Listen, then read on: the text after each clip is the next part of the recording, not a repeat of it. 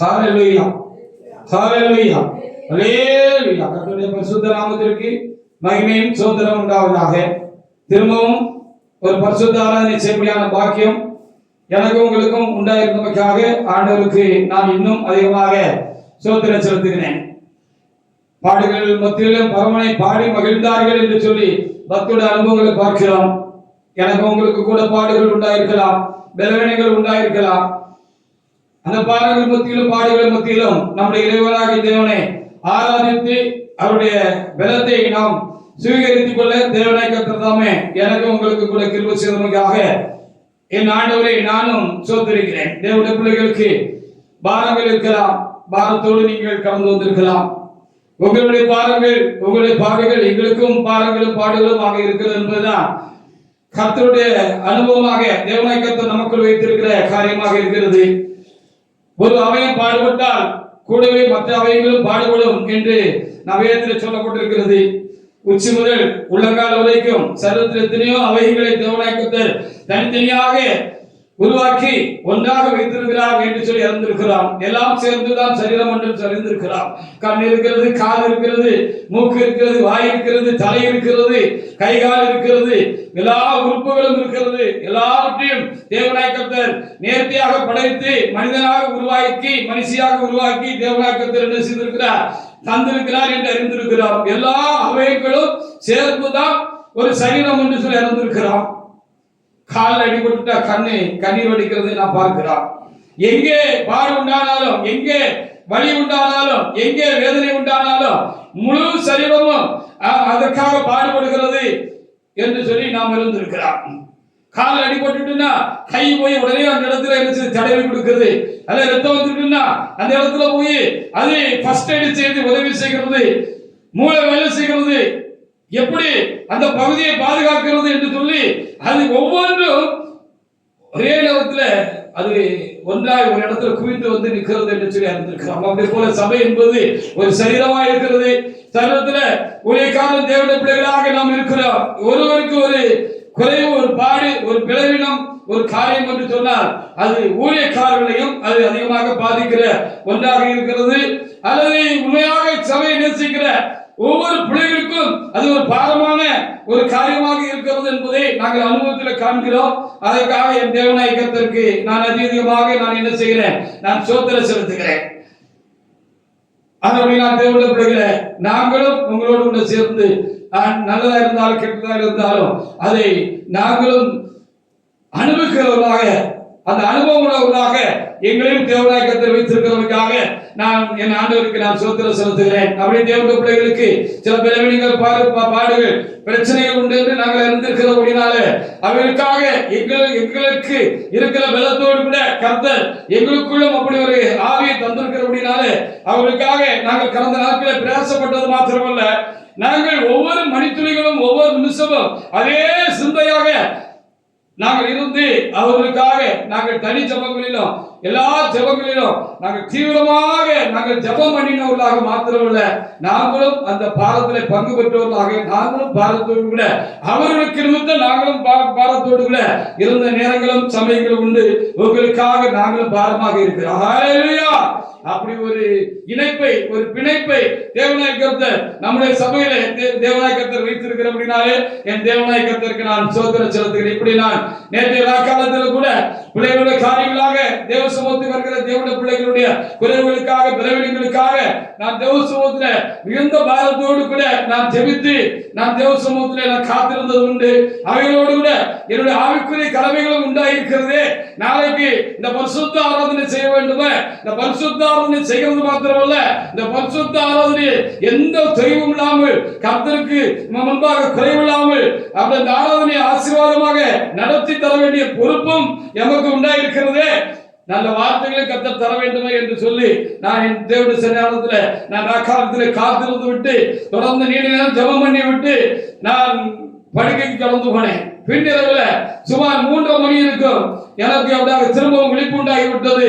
நான் அப்படி விழித்து கொண்ட பொழுது தேவனாய கர்த்தர் தாமே இந்த வார்த்தையை இன்றைக்கு தேவனாய கர்த்தர் ராக்காலத்துல என் உள்ளத்துல தேவனாய கர்த்தர் தாமே துணிக்க செய்தார். அந்த வார்த்தையை உங்களோடு கூட பகிர்ந்து கொள்வதற்கு என் தேவனாய கர்த்தர் தாமே எனக்கு கிருபை அருள்வாராக. என்னுடைய ஆவிக்குரிய அனுபவத்துல இந்த ஊழிய பாதையில கர்த்தருடைய கிருபையினால ஒரு நாளும் ஏதோ ஒரு வார்த்தை அப்படியே பைபிளை புரட்டினோம், எடுத்தோம், ஒரு வார்த்தை வந்தது, அந்த வார்த்தையை குறித்து கொண்டோம், அந்த வார்த்தையை தேவ சமூகத்தில் தேவனுடைய பிள்ளைகள் மத்தியில அப்படியாக பேசினோம், வேற பிள்ளைகளோடு கூட அந்த வார்த்தையை கொண்டு உறவாடினோம் என்கிற அனுபவம் இல்லாதபடிக்கு இன்றைக்கு வரைக்கும் கர்த்தர் என்னை காத்து வருகிறார். தொடர்ந்து ஆண்டவர் தாமே இந்த ஊழியத்தின் முடிவு இருந்தும் அப்படியே காத்துக் கொள்வாராக. எந்த வார்த்தையா இருந்தாலும் சரிதான், அது ஒத்த வார்த்தையா இருந்தாலும் சரிதான், சின்ன வார்த்தையா இருந்தாலும் சரிதான், பெரிய வார்த்தையா இருந்தாலும் சரிதான், எப்படிப்பட்ட வார்த்தையா இருந்தாலும் சரிதான், அது கர்த்தருடைய வார்த்தையாக இருக்க வேண்டும். கர்த்தர் பேச வேண்டும் என்று நான் தேவ சமூகத்தில் விழுந்து கிடக்கிறவர்கள் காத்து கிடக்கிறவர்களான ஒரு அனுபவத்தை கர்த்தர் கொடுத்துக்கிறது மாத்திரமல்ல, நான் வெட்கப்பட்டு போகாதபடி எல்லா நாளிலும் கர்த்தர் வார்த்தை இருக்கிறது போல இன்றைக்கு வார்த்தை இருக்கிறார். அந்த வார்த்தைகள் உங்களோடு கூட பகிர்ந்து கொள்ள இறைவன் எனக்கு உங்களுக்கு கூட கிருபை செய்வாராக. வார்த்தை தெரிந்த தேவன் அந்த வார்த்தையோடு உங்களோடு கூட சம்பாஷிப்பாராக, பேசுவாராக. அவருடைய வார்த்தை உங்களை பலப்படுத்துவதாக. சங்கீத புத்தகத்திலே 33ஆம் அதிகாரத்திலே 9வது வசனத்தை ஒரு தேவனுக்குள்ளே எடுத்தவர் ஒருவர் எழுந்து நின்று வாசிக்கலாம். சங்கீதம் 33ல 9வது வசனத்தை எடுத்து வாசிக்கலாம். வாசிக்க. அவர் சொல்ல ஆகும், அவர் கட்டளை நிற்கும் என்ற வார்த்தைக்காக என் ஆண்டவரை நான் சொத்திருக்கிறேன். அவர் சொல்ல ஆகும், அவர் கட்டளையிட அது அப்படியே நிற்கும் என்று இந்த வார்த்தை கர்த்தர் நமக்கு இன்றைக்கு பிரசங்க வாக்கியமாக தேவனாய கர்த்தர் எடுத்து செய்திருக்கிறார், தந்திருக்கிறார். நான் விழுந்து கொண்டேன், எனக்கும் பாரம் உண்டு, உங்கள் பாரமே எனக்கும் பாரம். இப்படி நான் பாரத்தோடு தேவசமூகத்திலே காத்திருந்து இந்த நாளுக்குரிய வார்த்தைகளுக்காக நான் காத்திருந்து கொண்டு நான் படுத்தேன். பின்னரவுல திரும்பவும் கர்த்தர் எனக்கு விழிப்புண்டாக்கிற பொழுது நான் சொன்னது போல நான் விழித்துக் கொண்ட பொழுது இந்த வார்த்தை என்னுடைய உள்ளத்தில் இருந்து முதல் வரைக்கும் அது வந்ததையும் துணித்ததையும் எனக்குள்ளே நான் அப்படியாக உணர்ந்தேன், எனக்கு விழிப்புண்டாயிட்டேன். அதற்காக என் தேவனை நான் சோத்திருக்கிறேன். அவர் சொல்ல ஆகும், அவர் என்ன செய்யும், கட்டளையிட அது நிற்கும் என்று கர்த்தர் எனக்கு உள்ளத்தில் இந்த வார்த்தையை துணிக்க செய்த அந்த அன்பிற்காக கர்த்தர் தந்த அந்த வார்த்தைக்காக என் ஆண்டவரை நான் சோத்திருக்கிறேன். உடனே நான் எழுந்து நான் தேவ சமூகத்தில் திரும்பவும் என்னை பிரஸ் பண்ணி கொண்டு என்னை புதுப்பித்துக் கொண்டு நான் திரும்பவும் தேவ சமூகத்திலே உட்கார்ந்து இந்த வார்த்தைகளை நான் உள்ளத்தில் வைத்து, இறைவா நீ என்ன சொல்கிறீர், என்ன சொல்ல சித்தமா இருக்கிறது என்று நான் தேவ சமூகத்திலே ஜெபிக்க ஆரம்பித்த பொழுது ஆண்டவர் பேசவும் ஆரம்பித்தார். முதலே வார்த்தை எனக்குள்ளே பேசிட்டு அடுத்து கர்த்தரே எனக்குள்ளே பேச ஆரம்பித்தார். ஹல்லேலூயா. ஆமா, நான் சொல்ல ஆகும், நான் சொல்ல நிற்கும் என்று திருப்பி ஆண்டவர் என்கிட்ட பேசினார். அந்த வார்த்தைகளுக்காக என் ஆண்டவரே நான் மிகவும் நான் சோதரிக்கிறேன். அப்பொழுது தேவனே அவர் என்ன சொல்லுகிறார், என்ன சொல்ல வருகிறார், நான் என்ன அறிந்து கொள்ள விரும்புகிறார், நான் என்ன உணர்ந்து கொள்ள விரும்புகிறார், எனக்கு என்ன புரிய வைக்க வேண்டும் என்று அவர் பிரயாசப்படுகிறார் என்று நான் தியானித்த பொழுது நான் ஒன்றை அறிந்து கொண்டேன். நம்முடைய பலவீனமாக இருக்கட்டும், நம்முடைய குறைவுகளாக இருக்கட்டும், நம்முடைய பிரச்சனைகளாக இருக்கட்டும், தேவனுக்கு ஒன்றுமே இல்லை என்பதை அவர் சொல்ல வருகிறார். அதை நான் புரிந்து கொள்ள அவர் விரும்புகிறார் என்பதை நான் என்னால் புரிந்து கொள்ள அந்த வேலையில முடிந்தது. அதை நீங்களும் புரிந்து கொள்ள கர்த்தர் உங்களுக்கு உங்கள் இருதயங்களை திறந்துள்ள வேண்டும் என்று சொல்லி என் ஆண்டவரை நான் அதிகமாக நான் வேண்டிக் கொள்கிறேன். ஹல்லேலூயா. திரும்ப வாசிக்கலாம். சங்கீதம் 39:3 சாதி வாசிங்க. அவர் சொல்ல ஆகும், அவர் சொல்ல ஆகும், அவர் சொல்ல ஆகும் கட்டளையிட நிற்கும் அப்படின்னு எழுதப்பட்டிருக்கிறது. இப்போ இந்த வானத்தை பார்க்கும், பூமியை பார்க்கும், மனுஷர்களை பார்க்கும், அவருடைய சிருஷ்டிகளை எல்லாம் என்ன செய்கிற பார்க்கும், மிருகங்களை பார்க்கிறோம், பச்சை பறவைகளை பார்க்கிறோம். அவர் சிருஷ்டித்த ஒவ்வொன்றையும் நாம் என்ன செய்கிறோம், இப்ப பார்க்கிறோம். கால்மடியாக தேவனாய கர்த்தர் வைத்திருக்கிறார். நம்மையும் பார்க்கிறோம், ஒருவர் நாம் பார்க்கிறோம். இதெல்லாம் தேவனால் உண்டாயிருக்கிறது என்று சொல்லி நாம் அறிந்திருக்கிறோம். ரோமர் 4ஆம் அதிகாரத்தில் 17வது வசனத்தை நீங்க எடுத்து வாசித்து பாருங்க. எல்லாம் உண்டாயிருக்கிறது தேவனால் உண்டாயிருக்கிறது என்பதை நாம் அறிந்திருக்கிறோம். வாசிக்கலாம். ரோமர் 4:17 எடுத்து வாசிங்க. அநேக ஜாதிகளுக்கு உன்னை தகப்பனாக ஏற்படுத்தினேன் என்று அவன் அநேக ஜாதிகளுக்கு உன்னை தகப்பனாக ஏற்படுத்தினேன் என்று இருக்கிறபடி அவன் தான் விசுவாசித்தவருமாய் மரித்தோரை உயிர்ப்பித்து இல்லாதவைகளை இருக்கிறவைகள் போல் அழைக்கிறவருமாய் இருக்கிற தேவனுக்கு முன்பாக நம்ம எல்லாருக்காகவும் தகப்பனானார். இல்லாதவைகளை இருக்கிற போல அழைக்கிற தேவனுக்கு முன்பாக நாம் எல்லாருக்கும் தகப்பனார். அந்த கடைசி பகுதி வாசிங்க சாட்சி. இல்லாதவைகளை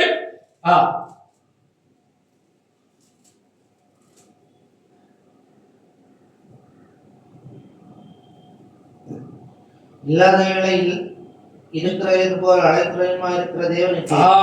அப்போ இதெல்லாம் இருக்கு, ஆனா இல்ல ஒரு காலத்துல. ஹalleluya. இவைகளெல்லாம் உண்டாக்கப்படவில்லை, ஒன்றும் இல்லாமல் இருந்தது, ஒன்றுமே இல்லை. இல்லாததை கர்த்தர் என்ன செய்தார்? வானத்தை உண்டாக்க முடியாத, பூமியை உண்டாக்க முடியாத, மனுஷர்களை உண்டாக்க முடியாத, எல்லாவற்றையும் உண்டாக்க முடியாத தேவனை கர்த்தர் என்ன செய்தார்? அவருடைய வார்த்தையை அனுப்பினார் என்று பார்க்கிறோம். உண்டாயிற்று என்று சொல்லி நாம் என்ன செய்ய வேண்டியது இருக்கிறது? நாம அறிந்து கொள்ள வேண்டியது இருக்கிறது. அப்போ முதல்ல ஒண்ணு கிடையாது, எதுவுமே இல்லை. வானம் இல்லை, பூமி இல்லை, சிருஷ்டிகள் இல்லை, நீங்கள் இல்லை, நாடும் இல்லை. அப்போ ஆண்டவர் மாத்திரம் இருந்தாரு அப்படின்னு ஏசாயா 43:10 எழுதப்பட்டிருக்கிறது. ஆண்டவர் இருக்கிறவராகவே இருந்தார், அவரே ஆவியாக இருந்தார், தேவன் மாத்திரம் இருந்தார் என்று சொல்லி வேதத்தில் நாம் பார்க்க வேண்டியதா இருக்கிறது. வாசிக்கலாம். ஏசாயா 43:10 எடுத்து வாசிக்கலாம். வாசிங்க. ஏசாயா 43:10. நானே அவர் என்று நீங்கள் உணர்ந்து என்னை அறிந்து விசுவாசிக்கும்படிக்கு நீங்களும் நான் தெரிந்து கொண்ட என் தாசனும் ஆமா எனக்கு சாட்சிகளாய் இருக்கிறீர்கள் என்று கர்த்தர் சொல்லுகிறார். எனக்கு முன் ஏற்பட்ட தேவன் இல்லை, எனக்கு பின் இருப்பதும் இல்லை. நான் தான் ஆதியும் அந்தமாக இருக்கிறேன். அவர் இருந்துகிட்டே இருக்கிறார். ஹalleluya.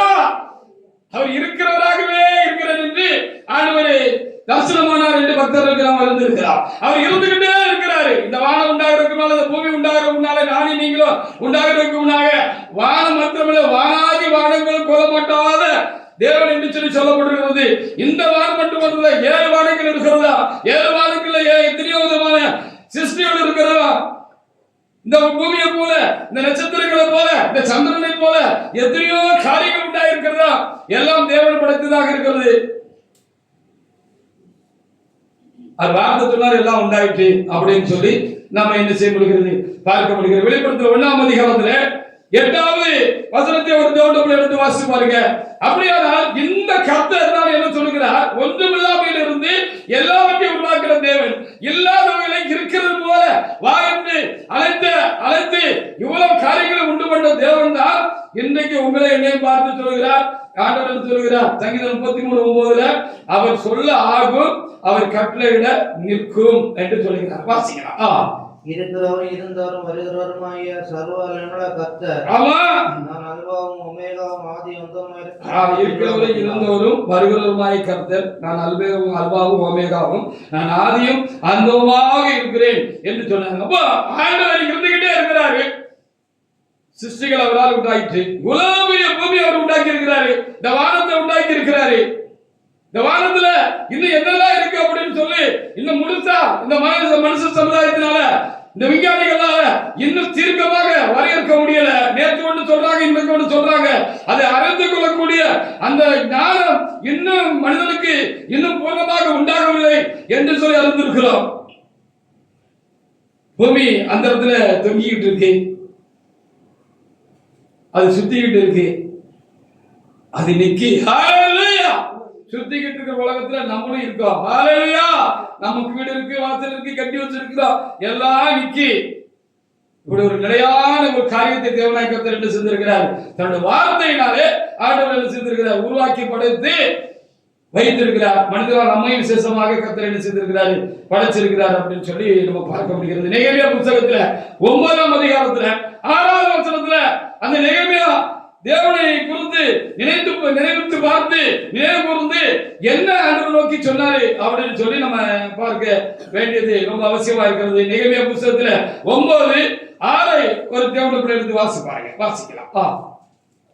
நீர் ஒருவரே கர்த்தர், நீர் வானங்களையும் ஆமா வானாதி வானங்களையும் அவைகளுடைய சர்வ சேனைகளையும் சர்வ சேனையும் பூமியையும் அதில் உள்ள எல்லாவற்றையும் சமுத்திரங்களையும் அவைகளில் உள்ள எல்லாவற்றையும் உண்டாக்கினீர். எல்லாத்தையும் ஆண்டவர் உண்டாக்கினாருன்னு சொல்லப்படுது. அல்லேலூயா.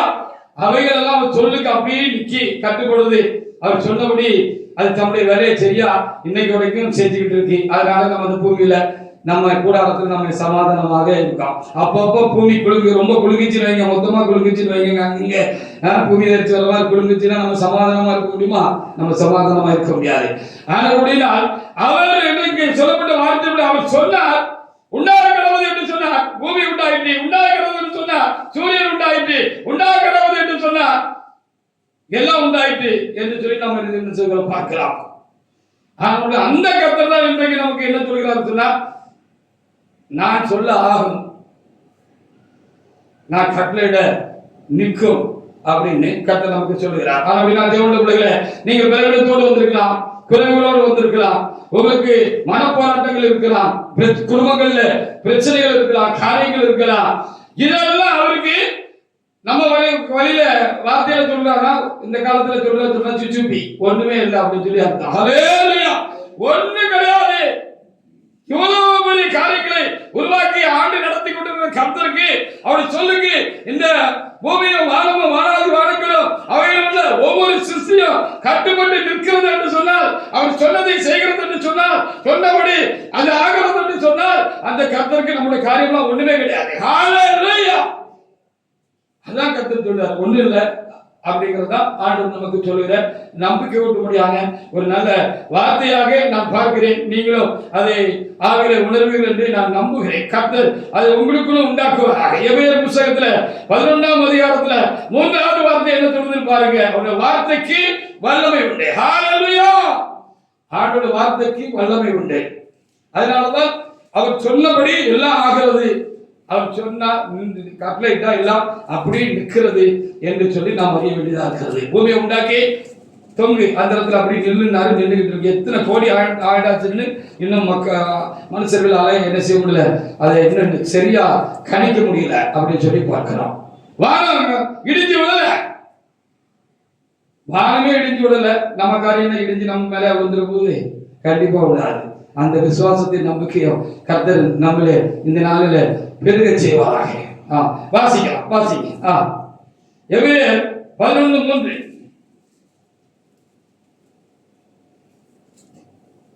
விசுவாசத்தினாலே நாம் உலகங்கள் அவருடைய வார்த்தையினால் உண்டாக்கப்பட்டது என்று அவருடைய வார்த்தையினாலே உண்டாக்கப்பட்டது என்று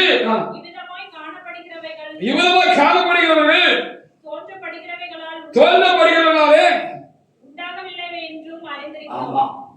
தன்னால பூமி உண்டாயிட்டு, வானம் உண்டாயிட்டு, மனுஷங்க உண்டாக்கிட்டாங்க, ஜீவராசிகள் உண்டாயிட்டு, நாம் மற்றவர்கள் தேவனை அறியாதவர்கள் எண்ணிக்கொண்டிருக்கிற போல நாம் எண்ணுகிறது இல்லை. நாம் தேவனால் அது உண்டாயிட்டு என்று சொல்லி நாம் விசுவாசத்தில் மாத்திரமல்ல, நாமும் அறிந்திருக்கிறோம் என்று சொல்லி அறிந்திருக்கிறோம். ஒரு வீடு உண்டாகணும்னா அந்த வீடு ஒருவரால் கட்டப்படணும். இல்லைன்னா செங்கல மண்ணு எல்லாத்தையும் அள்ளி சிமெண்ட் காங்கிரீட்டு கம்பி எல்லாத்தையும் மரம் எல்லாத்தையும் ஒரு இடத்துல போட்டு கூச்சி போட்டுட்டு இருந்தா உண்டாயிருமா? அதுக்கு வேலை செய்யணும். அதுக்கு உரியவர் புத்தி யுக்தியோட என்ன செய்யணும்?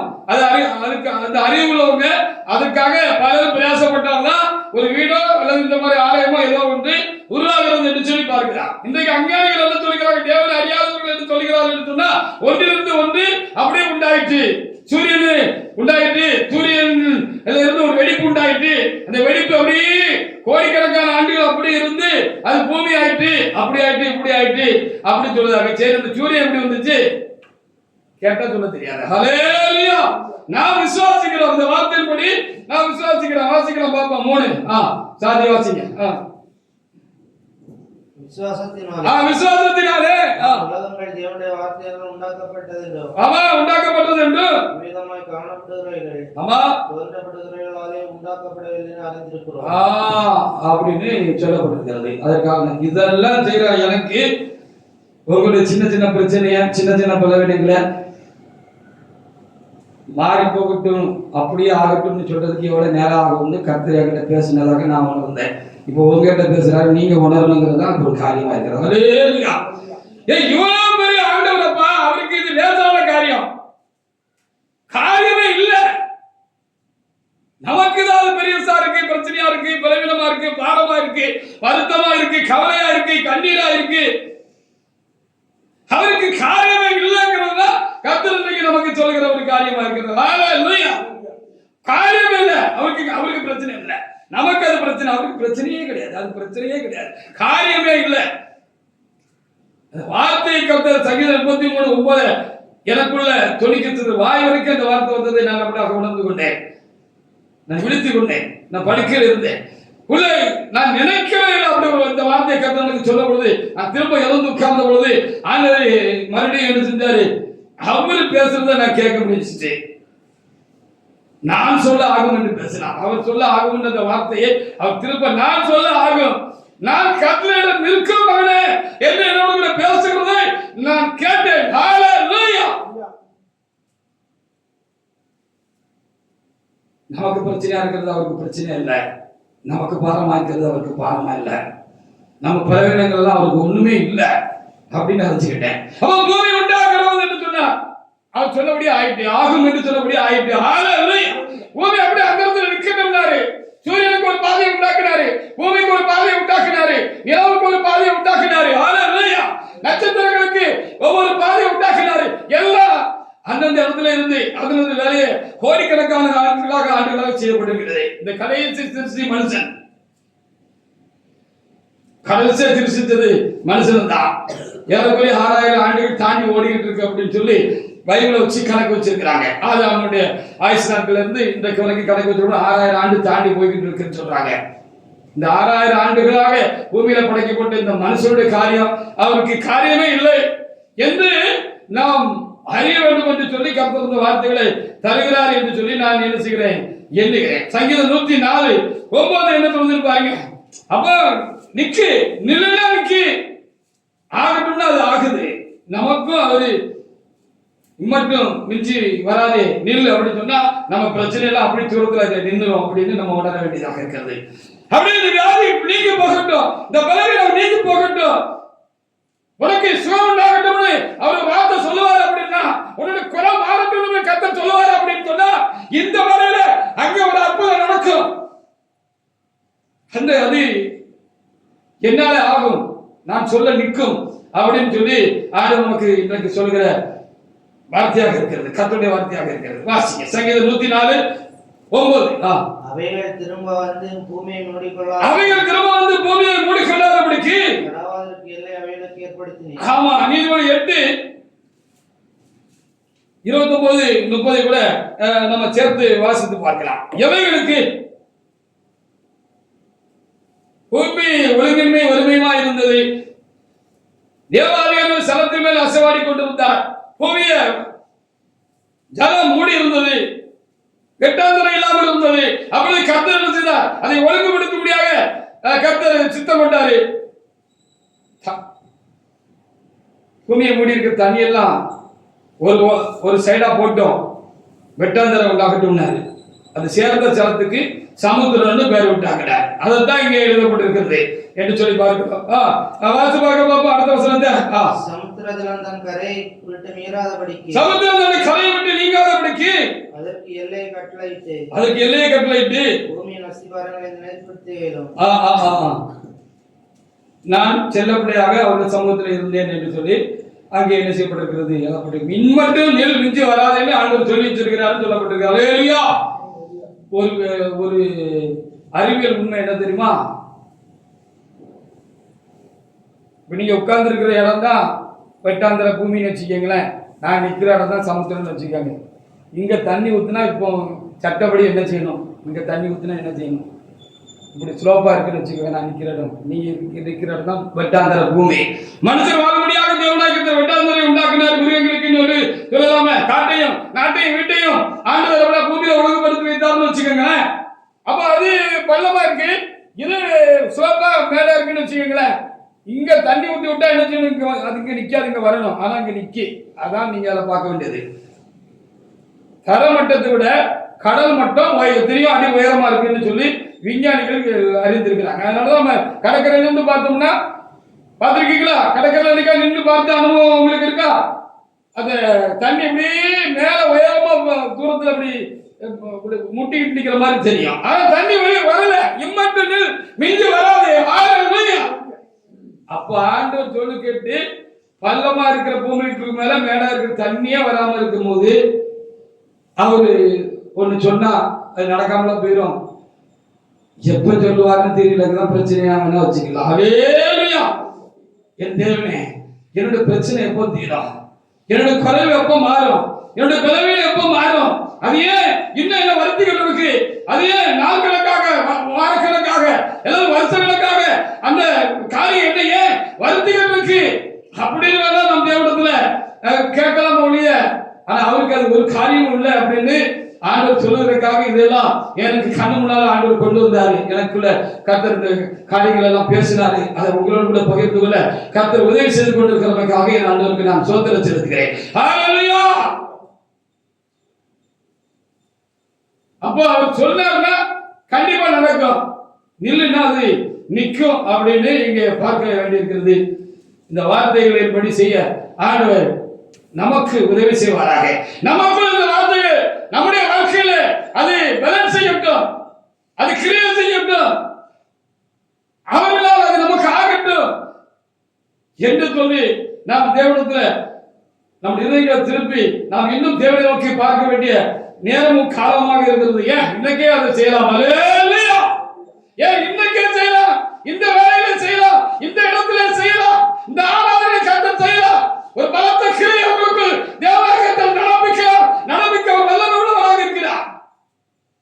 அதற்காக கூட கர்த்தர் இன்னைக்கு இந்த வார்த்தையை எனக்கும் தந்து உங்களுக்கும் தந்து கொண்டிருக்கிறார் என்று ஏன் நாம் எண்ணக்கூடாது? ஹல்லேலூயா. அவர் சொன்னா அது சரியாயிடும், அவர் சொன்னா எல்லாம் அப்படி தள்ளி போயிடும், நிற்கலாம் அப்படின்னு கர்த்தர் சொல்கிறார். குறைவெல்லாம் கர்த்தர் நிறைவாக்குவார் என்று நாம் பார்க்கிறோம். அதற்காக நாம் ஆண்டவரை நாம் ஸ்தோத்திரிப்போமாக. யாத்திராகமம் 14:16 பாருங்க. அந்த ஆண்டவருக்கு தானே நாம் ஆராதனை செய்கிறோம்.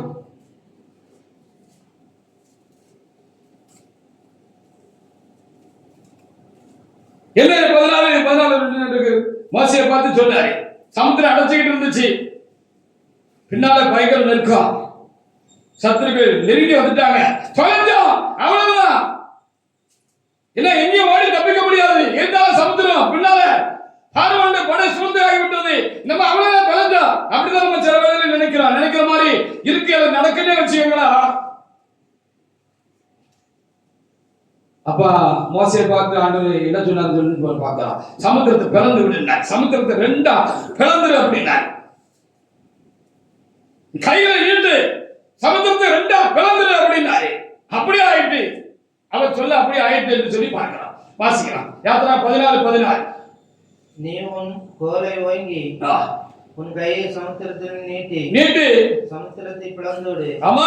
அப்பொழுது இஸ்ரவேல் புத்திரர் சமுத்திரத்தின் நடுவட்டாந்திரவில் நடந்து போவார்கள். அவர் இப்படி சொன்னாரு, அப்படி நடந்துச்சுன்னு சொல்லி பார்க்கிறான். அவர் சொன்னாரு, அப்படி ஆனது என்று பார்க்கிறான். யாத்திராகமம் 17:6 என்ன எழுதிருக்குன்னு சொல்லி வாசி பாருங்க. குடிக்க தண்ணி இல்ல, தண்ணி தாகத்துல நம்ம செத்து போவோம்னு அந்த லட்சக்கணக்கான மக்கள் அப்படி பரிதவிச்சு நின்னாங்க. சில நேரம் அந்த மக்களை போல நம்மளும் முறுமுறுத்துற கூட செய்வோம் இல்லையா? நிறைய பேர் முறுமுறுத்துட்டாங்க. இந்த செங்கல் பழத்தை பார்த்தாங்க, எத்தனையோ அதிசயங்கள் அற்புதங்களை கர்த்தர் நடப்பிச்சு கொண்டே வந்தாரு. அந்த 7 வருஷத்துல பெரிய அற்புதங்களையும் அடையாளங்களையும் கர்த்தர் செய்தாரு. அந்த இரத்த பூசலாகிய அந்த பஸ்கா நியமம் அவருக்கு கொடுக்கப்பட்ட பொழுது அந்த நிலக்காலுக்குள்ள இருந்த ஒரு தலை பிள்ளையும் சரி, அது மிருகத்தோட தலையிட்டு சரி, எல்லாம் பாதுகாக்கப்பட்டு அந்த இரத்தம் பூசுதல் நியமத்துக்கு வெளியே இருந்த ஏற்றுடைய எல்லா தலையீட்டுகளும் தலைப்பிள்ளைகளும் விசேஷமாக பார்வோனுடைய ராஜாவுடைய தலைப்புள்ள முதல் கொண்டு என்ன செய்யப்பட்டது? செத்து போச்சு அப்படின்னு சொல்லுவார். இப்படி பலத்த காரியங்களை அவர்கள் பார்த்திருந்தார்கள். ஆனால் அடுத்த ஒரு சிக்கல், அடுத்த ஒரு பிரச்சனை வருகிறது அப்படின்னு சொல்லி பார்க்கிற பொழுது அவங்க முறுமுறுத்துட்டாங்கன்னு சொல்லப்பட்டிருக்கு. நமக்கும் சில இடத்துல அப்படி முறுமுறுப்பான இருக்கு, சில காரியங்கள் முறுமுறுக்கிற மாதிரி இருக்கு. ஒருவேளை முறுமுறுத்துறோமோ என்னமோ தெரியல, ஏன் ஆண்டவர் இப்படி அப்படின்னு சரிச்சுக்கிறோம்னு கூட வச்சுக்கலாம், முறு அப்படின்னு கூட வச்சுக்கலாம். வாசிக்கலாம் யாத்திராகம் 17:6 கூட எடுத்து வாசிக்கலாம். வாசிங்க. அங்கே ஓரேபிலே நான் உனக்கு முன்பாக கன்மலையின் மேல் நிற்பேன். ஆமா ஆமா, நீ அந்த கன்மலை அடி. கன்மலை அடி. அப்பொழுது ஜனங்கள் குடிக்காது என்று தண்ணீர் புறப்படும் என்றார். ஆமா, அப்படியே மோசே இஸ்ரவேல் கண்களுக்கு முன்பாக செய்தார். ஆமா. ஓங்கும் புயமும் பலத்த கரமும் உள்மங்க ஓங்கும் புயமும் ஹல்லேலூயா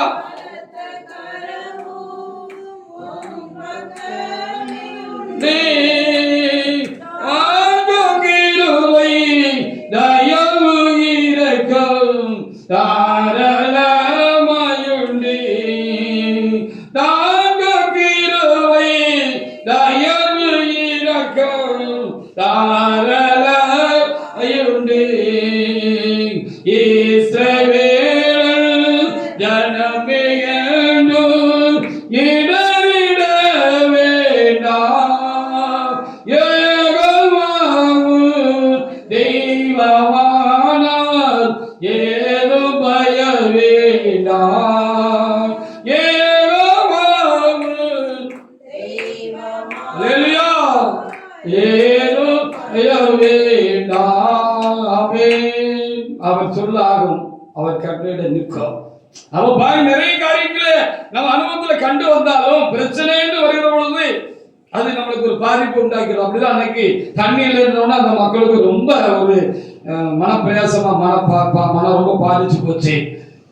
கொஞ்சம் பேர் தாக்கு பிடிச்சாங்க, கொஞ்சம் பேர் விசுவாசமா இருந்தாங்க, கொஞ்சம் பேர் முறுமுறுத்துட்டாங்க, கொஞ்சம் பேர் கல்லை எடுத்து அடிக்கிறதுக்கு, மோசையை கல் எடுத்து அடிக்கிறதுக்கு ஆயத்தமாயிட்டாங்க. எல்லாம் வேதத்தில் எழுதப்பட்டிருக்கிறது. நாமும் பல விதமான மனநிலையும் சுபாவமும் பிறமணம் உழவுகளாக நாம் தேவசனாலத்தில் இருக்கிறோம். நம்முடைய காரியங்கள் எல்லாம் கர்த்தருக்கு தெரியும் என்று சொல்லி பார்க்கிறோம். அப்போ ஆண்டவர் அந்த நேரத்துல தான் ரொம்ப நெருக்கடியான அந்த நேரத்துல ஆண்டவர் மோசே இடத்துல பேசுறாரு. இங்க எழுதியிருக்கிறது, நீ அந்த கல்மலையை என்ன செய்ய, இந்த கல்லில என்னப்பா தண்ணீர் வரும், கல்மலையில இருந்து இங்க தண்ணி வரும் அப்படிங்கிற ஒரு வறட்சியான ஒரு சூழ்நிலையில ஆண்டவர் செஞ்சார். மோசே பார்த்து சொன்னார், அந்த கண்மலையை நீ அடி, அதுல இருந்து தண்ணீர் வரும்னு சொன்னார். அப்படியே ஆயிட்டே என்று சொல்லி பார்க்கலாம். தேவனுடைய பிள்ளைகளே, நமக்கும் அற்புதங்களை செய்ய முடியாக, நம்முடைய வாழ்க்கையிலும் அடையாளங்களை செய்ய முடியாகவும், நம்மத்திலும் அடையாளங்களை செய்ய முடியாக கர்த்தர் இறந்திருக்கிற காலமாக இருக்கிறது என்று நாம் விசுவாசிக்க நாம் வேண்டியவர்களாக இருக்கிறோம். ஹல்லேலூயா. அதனால நமக்கு இருக்கிறது என்ன ஆண்டவரை சொல்ல வாங்க நான் கேட்ட பொழுது ஆண்டவர் எனக்குள்ள கொடுத்த உணர்வு என்னன்னா, உங்களுக்கு இருக்கிற பலவீனம், உங்களுக்கு இருக்கிற பிரச்சனை, உங்களுக்கு இருக்கிற குறைவு ஒண்ணும் கிடையாது அப்படிங்கிறது தான் ஆண்டவர் சொல்ல வந்த காரியமா இருந்தது. அது எனக்கு ஒண்ணுமே கிடையாது அப்படின்னு சொல்ல வந்து நான் உணர்ந்தேன். நீங்களும் உணர்வீர்கள் என்று எண்ணுகிற இந்த வார்த்தைகள் தேவனுடைய வார்த்தைகளாக இருக்கிறவைக்காக என்று சொல்லி நான் ஆண்டவருக்கு நன்றி சொல்றேன். யோசுவா 3ஆம் அதிகாரத்துல 13ஆம் வசனத்தை வாசிச்சு பாருங்க. அங்க யோர்தான் வழிவிட்டது என்று சொல்லி பார்க்கிறான். அப்ப தலையை உடைச்சாரு ஆண்டவர் பார்க்கிறான். நம்முடைய வாழ்க்கையில் ஆண்டவர் தலையை உடைப்பாரு. ஹல்லேலூயா. எது தடையா இருக்காத உடைப்பார் ஆண்டவரே. அது அவரால் ஆகும். அவருடைய வார்த்தைக்கு வல்லமை உண்டு. வாசிங்க. சம்பவிப்பது என்னவென்றால் சர்வபூமிக்கு ஆண்டவராய கர்த்தர் கர்த்தரின் வெட்டியை சுமக்கிற ஆசாரியர் முழங்காலில் யோர்தான் தண்ணீர்களில் பட்ட மாத்திரத்தில் மேலே இருந்து ஓடியிருக்கிற யோர்தான் தண்ணீர் ஓடாமல் ஒரு புயலாக நிற்கும். அப்படி குவிஞ்சு நின்னுச்சு அப்படின்னு சொல்லி அங்க வேதத்துல பார்க்கலாம். யோசுவா 10:12-13 வாசி பாருங்க.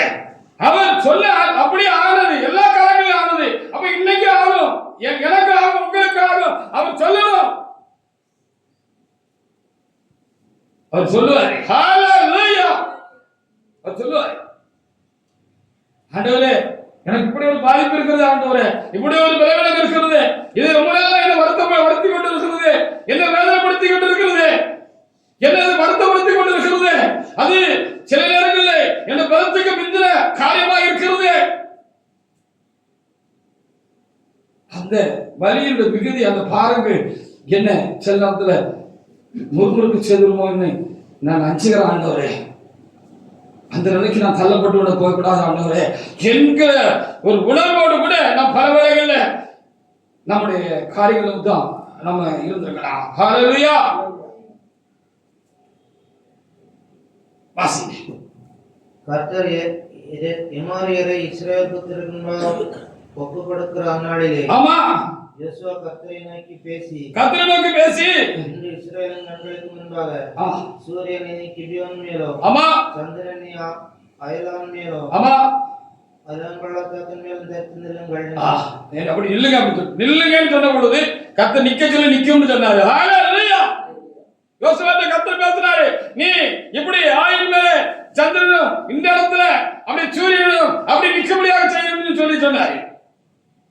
இயற்கைக்கு மாறா ஒரு காரியத்தை ஆண்டவர் சொன்னாருன்னு சொல்லி பார்க்கிறோம். ஹல்லேலூயா. பாத்திருக்கீங்களா?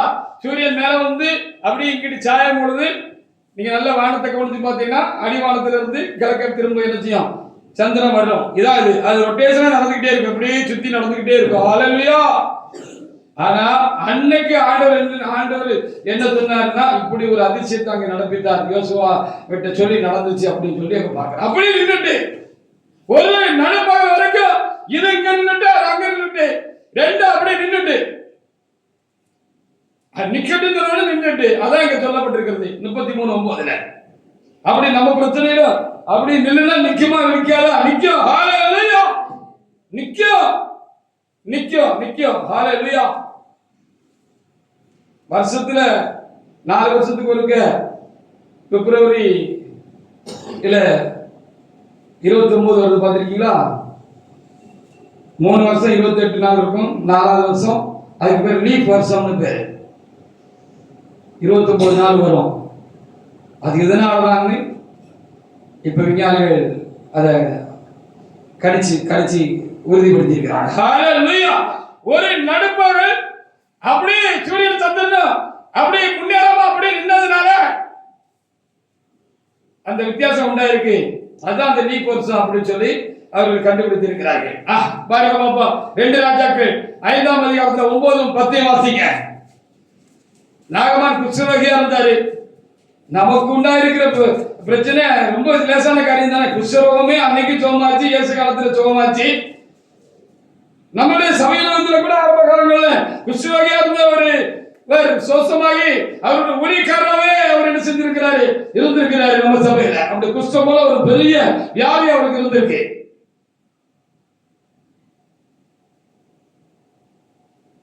அது மாறி இருக்கு என்று சொல்லி நாம் கேட்டு அறிந்திருக்கலாம் ஆரம்ப காலங்களில். உங்களுக்கும் தெரிஞ்சிருக்கும் நினைக்கிறேன். பள்ளப்பட்டியில ஒரு ஐயா இருந்தாங்க, கேள்விப்பட்டிருக்கீங்களா? அவர் பேரு நல்ல பேரு, பள்ளப்பட்டி பாஸ்டர். வாசிக்க 2 ராஜாக்கள் 5, 9, 10 வசனங்களை வாசிக்கலாம். 9, 10 வசனங்களை. அப்படியே நாகமான் தன் குதிரைகளோடும் ஆமா தன் ரதங்களோடும் வந்து ஆமா எலிசாவின் வாசற்படியிலே நின்றான். ஆமா. அப்பொழுது எலிசா அவனிடத்தில் ஆள் அனுப்பி, அவர் வெளியிலே வரல, அந்த தேவனுடைய மனுஷன், நீ போய் யோர்தானில் 7 நாள் ஸ்நானம் பண்ணு. 7 நாள் ஸ்நானம் பண்ணு. அப்பொழுது உன் மாம்சம் மாறி நீ சுத்தமாவா என்று சொன்னான். அவருக்கு உடம்பு பூரா குஷ்டம். ஒரு சின்ன பிள்ளை சொன்னதை கேட்டு வந்திருந்தார். இஸ்ரவேல் தேவனை பத்தி சொன்னதை கேட்டு, சிறைபிடிக்கப்பட்டு போன ஒரு சிறு பிள்ளையோட வார்த்தையை கேட்டு அவர் வந்திருந்தாரு. அப்போ இந்த காரியத்தை தேவனுடைய மனுஷன் நான் செய்ய முடியும்னு அந்த பிள்ளை ரொம்ப விசுவாசமாக உறுதியோடு கூட நம்பிக்கையா தேவன் மேல அவ்வளவு ஒரு பக்தி வழக்கத்தோட அந்த பிள்ளை சொன்ன அந்த வார்த்தையை நம்பி அந்த படைத்தலைவனாகிய நாகமான் குஷ்டரோகியா இருந்தாரு. பலசாலியான குஷ்டரோகம் வந்திருந்தாரு. அவர் வந்து வாசல் நின்று எலிசா கிட்ட சொல்லிவிட்டதாக நமக்கு பார்க்க முடிகிறது. நான் இப்படி வந்திருக்கிறேன், என்ன காரியமா வந்திருக்கேன்னு சொல்லு அப்படின்னு சொன்ன உடனே அவர் ஒரு கற்பனை பண்ணிட்டு இருந்திருக்கிறாரு. அவர் வெளியே வந்து நம்மளை வந்தனம் பண்ணி குனிஞ்சு படைஞ்சு இவர் குதிரை மேல உட்கார்ந்து இருந்திருப்பாரு, இல்ல ரதத்துல உட்கார்ந்துருப்பாரு. அந்த தேவனுடைய மனுஷன் எலிசா வந்து நம்மளை பணிஞ்சு குனிஞ்சு, எனக்கு பெரிய ஆள் இல்லை. இஸ்ரவேல் தேசத்தை காட்டினது சீரியாவுடைய படை பெரிய படையா இருந்திருக்கிறது. அதனால இந்த இஸ்ரவேலுடைய ராஜாவே அந்த சீரிய ராஜாவுக்கு அந்த படைக்கு பயந்தாருன்னு சில காரியங்கள் வேத புத்தகத்துல எழுதி வைக்கப்பட்டிருக்கிறது. அதுக்கு ஒரு பாடம் கற்றுக் கொடுக்கணுங்கிறது தான் கர்த்தர் சில காரியங்களை செஞ்சாருன்னு நம்ம வேதத்துல வாசிக்க முடிகிறது. அப்ப இப்படி நினைச்சிருக்க பொழுது அவன் வாசல் நின்று வாசல் காப்பாளர் வந்து சொல்லியிருப்பாரா இருக்கும், எஜமா அப்படின்னு தேவன் மனுஷத்துல வந்து வந்திருக்கான். அப்படியா வந்திருக்கான் அவன், அப்படியா குதிரை வேலைக்கு வந்திருக்காரு, இறங்க கூட இல்லை அப்படின்னு கூட சொல்லி இருந்திருக்கலாம். அப்படியே அவனை அப்படியே குதிரையில போய் சொல்லி நம்ம யோர்தான் நதியில இறங்கி 7 முக்கி எந்திரிக்க சொல்லு, சரியா போன்னு சொன்னா அவனுக்கு ரொம்ப கோபம் வந்துட்டுலாம் நம்ம வேதத்துல பார்க்கலாம். ஹல்லேலூயா, நம்முடைய கர்த்தருடைய வார்த்தைக்கு வல்லமை உண்டு. ஹல்லேலூயா, அவன் சொன்ன ஆகும், அவன் கட்டளையிட நிற்கும். அப்ப அப்படி போய் கடத்துல சண்டை கொஞ்சம் ஸ்டடி பண்ணிக்கிட்டு இந்த கோபத்தெல்லாம் கொஞ்சம் பின்னால தூக்கி போட்டுட்டு அந்த கௌரவத்தெல்லாம் பின்னால தூக்கி போட்டுட்டு நம்ம குஸ்தக சோமான சரின்னு ஒரு தாளம் வந்து அவர் என்ன செஞ்சாரா, அங்க போய் 7 நேரம் முங்கி இருந்துச்சாரா, சிறுபிள்ளையை போல ஒரு மாம்சம் மாறிட்டு சொல்லப்படுங்க. அந்த தேவனுக்கு தான் நம்ம ஆராதனை செய்கிறோம். நம்மிடத்துல காணப்படுகிற சின்ன சின்ன காரியங்கள் அப்ப அவருக்கு ஒண்ணு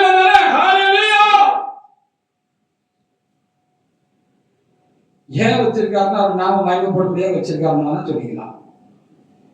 எதுக்கு வச்சிருக்கிறாரு, அவருடைய நாம மயமப்படும்படியாக வச்சிருக்கிறாரு. ஹல்லேலூயா, இவன் கூட பிறந்தது இவன் செய்த பாவமோ அது இவங்க பெற்றோர்கள் செய்த பாவமோன்னு சீசருக்கு வழியில இருந்த ஒரு குழுவை உட்கார்ந்துருந்தா அந்த குழுவை பார்த்து ஏசப்பா போகும்போது கேட்டாங்கன்னு வேதத்தில் எழுதி வச்சிருக்குது.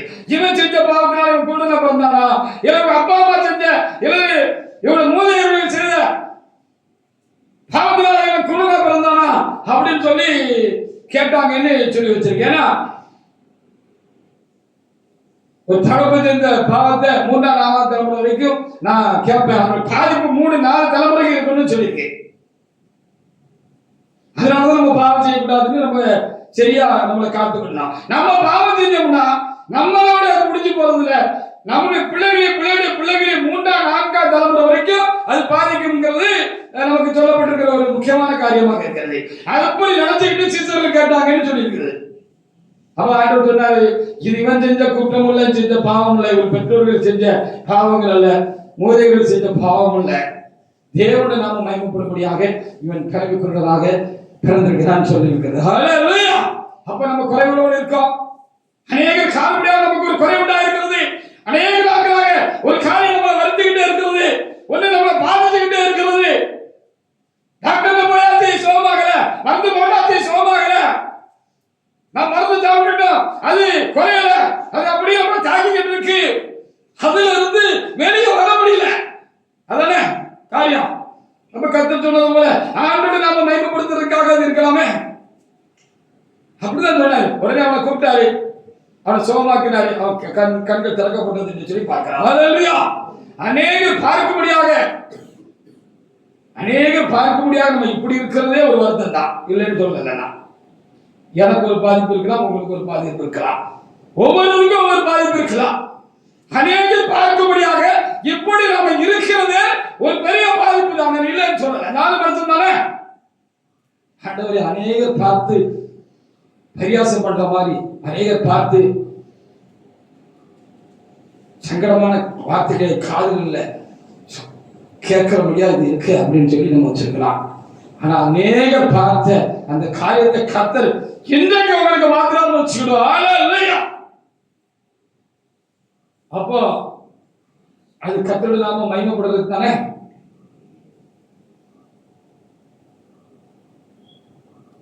அப்படிதான் வேதத்தில் எழுதப்பட்டிருக்கிறது. அந்த நாகமானை மாத்திரம் மத்திய 8:3 குஷ்டரோகியை சுகப்படுத்தினார்னு சொல்லப்பட்டிருக்கிறது.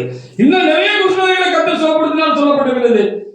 10 குஷ்டரோகிகள் வந்து ஆண்டவரே தாவீதின் குமாரனே எங்களுக்கு இறங்கும்னு கேட்டாங்கன்னு வேதத்தில் எழுதப்பட்டிருக்கிறது.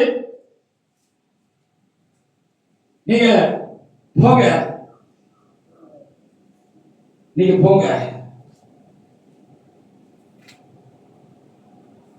நீங்க போய் ஆசிரியர்களுக்கு உங்களை காமிங்க அப்படின்னு சொல்லுகிற பொழுது அவங்க இயேசப்பா வார்த்தையை நம்பி போனாங்க. இயேசப்பா வார்த்தை அப்படி நம்பி அவங்க போன பொழுது வழியிலே அந்த புத்தகம் போயிட்டு மத்திய லூக்கா புத்தகத்திலே எழுதப்பட்டிருக்கிறது. இப்படி இங்கேயும் எழுதப்பட்டிருக்கிறது. இந்த வல்லமையுள்ள தேவனுக்கு நாம யாரு? அடுத்தவங்க கிடையாது, மூன்றாவது மனுஷன் கிடையாது, ஏதோ தூரத்து காரியம் கிடையாது. அவங்களுக்கு பிள்ளைகள் என்று சொல்லி 1 யோவான் 3:1 தேவநாயகத்தை எழுதி வைத்திருக்கிறார். அந்த தேவன் நமக்கு யாரு? எனக்கு யாரு? உங்களுக்கு யாரு? அப்படிங்கறதை நம்ம கொஞ்சம் யோசிச்சு பார்க்கலாம். அவருக்கு நம்ம பிள்ளைகளா இருக்கலாம். நம்ம பிள்ளை பரிதவிக்கிறத பார்த்து, நம்மளோட பிள்ளை வருத்தப்படுறத பார்த்து, அதற்காக பரிதவிக்காத எந்த தகப்பனாவது உண்டா? எந்த தாய் தகப்பனாவது பெற்றோர்களாவது உண்டா? தாத்தா பாட்டியா இருப்ப நமக்கே சங்கடமா இருக்கும். நம்ம வாரிசுகளுக்கு ஏதாவது ஒண்ணா தாத்தா பாட்டியா இருக்க நமக்கே கஷ்டமா இருக்கும். வாசிக்கலாம். 1 யோவான் 3:1 வாசிக்கலாம். நாம் தேவனுடைய பிள்ளைகள் என்று அழைக்கப்படுகிறோம். நாம் தேவனுடைய பிள்ளைகள் என்று அழைக்கப்படுகிறதுனாலே பிதாவானவர் நமக்கு பாராட்டின அன்பு எவ்வளவு பெரிதென்று பாருங்கள். ஆமா, உலகம் அவரை அறியாதபடி நாம் நம்மை அறியவில்லை அப்படின்னு சொல்லப்படுகிறது.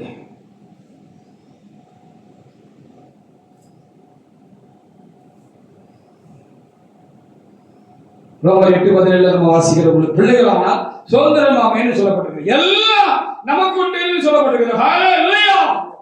எல்லாம் நமக்கு உண்டு. அவர் நம்ம எல்லாத்துக்கும் நம்ம பாக்கியம் உள்ளவங்கன்னு சொல்லப்பட்டிருக்கிறது. சுதந்திரம் சொன்னா நமக்கு விளக்கமா சொன்னா நம்ம பாக்கியம் உள்ளவங்கன்னு சொல்லப்பட்டிருக்கிறது. அப்படிக்குள்ள பிள்ளைக்கு தானே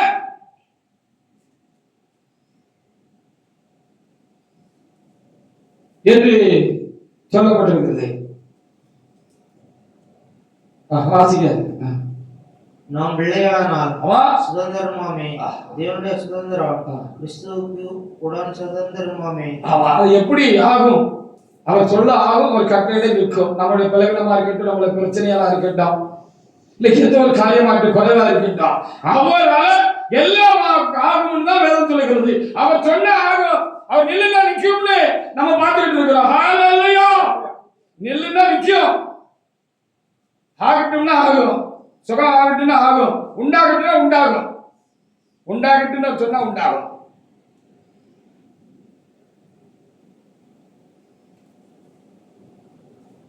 மார்க்கு 9:23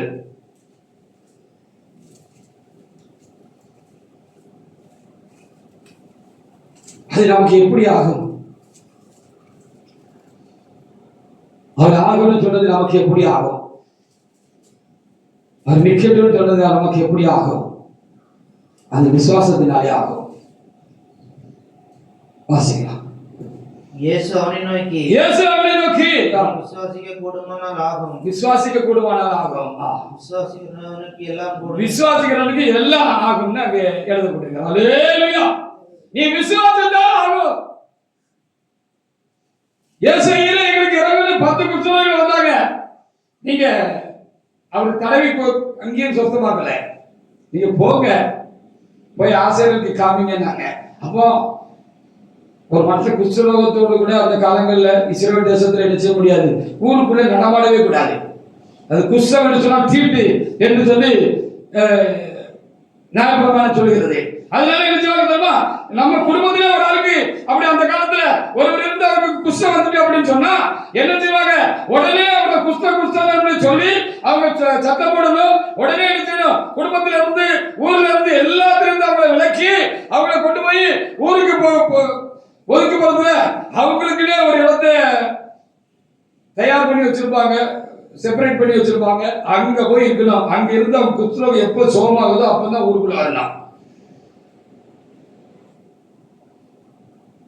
இல்லைன்னா அடிச்சே விரட்டிவாங்க. திரும்பவும் நீ அந்த செப்பரேட்டான அந்த இடத்துக்கு போ அப்படின்னு சொல்லி. அப்போ இப்ப குஷ்டம் இருக்கு, மாறல.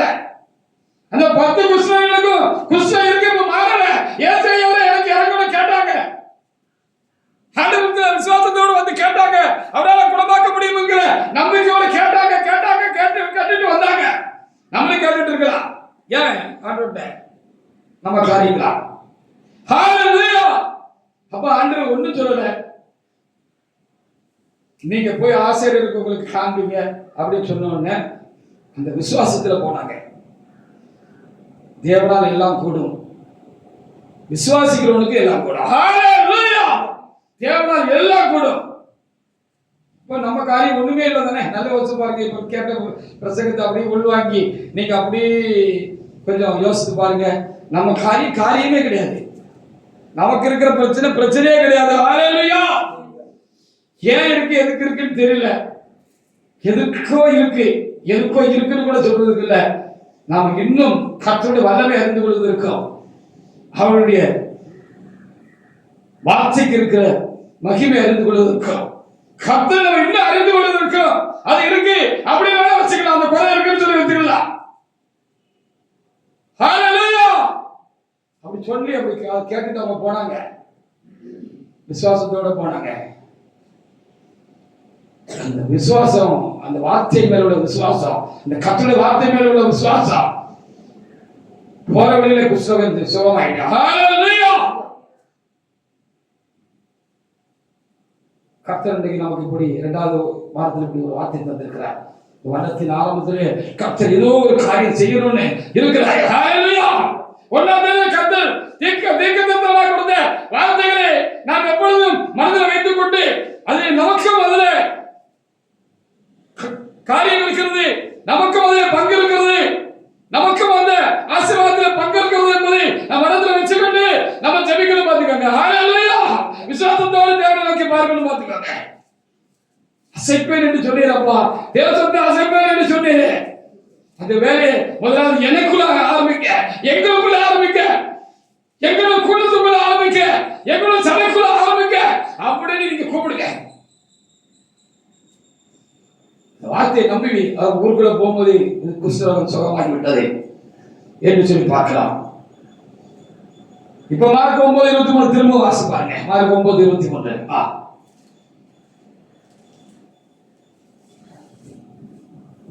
இயேசு அவனை நோக்கி நீ விசுவாசிக்க கூடுமானால் ஆகும். விசுவாசிக்கிறவனுக்கு எல்லாம் கூடும் என்றார். இது எப்படி ஆகும்னு இந்த இடத்துல எழுதியிருக்கிற பொழுது இது மனுஷனால் கூடாதான், தேவனால் எல்லாம் கூடும் சொல்லப்பட்டிருக்கு. ஹalleluya. முடியாது ஒன்று கிடையாதுன்னு பைபிள் சொல்லி இருக்கிறது. ஹalleluya. அன்னைக்கு வெளிப்பட்ட அந்த வல்லமையும் அற்புதமும் அல்லது சபையோட ஆரம்ப நாட்கள்ல உண்டாயிருந்த அந்த கற்பனை வல்லமையும் இன்னைக்கு உண்டாகாததுக்கு ஒருவேளை நம்முடைய குறைகள் வேணா காரணமா இருக்கலாம். நம்ம பழைய அந்த ஆதி நாட்கள்ல இருந்த அந்த பயபக்தி, அந்த பரிசுத்தமும், அந்த ஈடுபாடும், அந்த கர்த்தரோடு கூடிய நெருக்கமும் தொடர்பும் ரொம்ப குறைஞ்சு போயிட்டோம் அப்படிங்கிற மாதிரி வேணா இந்த காலங்களில் நம்ம இருக்கலாம். ஹalleluya. இல்ல அப்படி இல்லாமலும் நம்ம இருக்கலாம். என்னை பொறுத்த மட்டும் நான் சந்திக்கப்பட்ட அந்த நாட்களை காட்டிலும் 40 வருடங்களுக்கு மேல நான் இறைவனை அறிந்து காலங்கள் ஆகிறது. எனக்கும் கர்த்தருக்கு இருக்கிற நெருக்கம் கூடிக்கிட்டு தான் இருக்கிற, அது குறைஞ்சு போகல.